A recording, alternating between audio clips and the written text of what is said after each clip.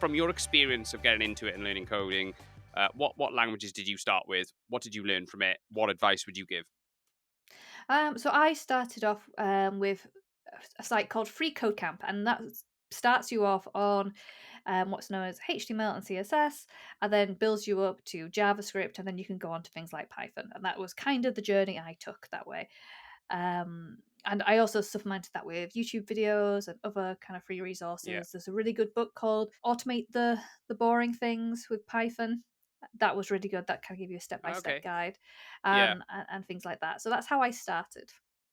Oh, fantastic. How long did it take you to get to a reasonable level where you were sort of able to get involved in projects and things from beginning to that point? Yeah, so I was job ready for interviews and stuff within 5 months. As I say, it was a very dedicated five Wow, months. job ready. That's amazing. Fair play. Yeah, um, I was just really lucky that I had the time to be able to do that, and a Yeah. supportive um, group behind me. While I Yeah, said for no, sure. For I'm sure. not going to any family events. I'm not going to any parties or anything like that. So yeah.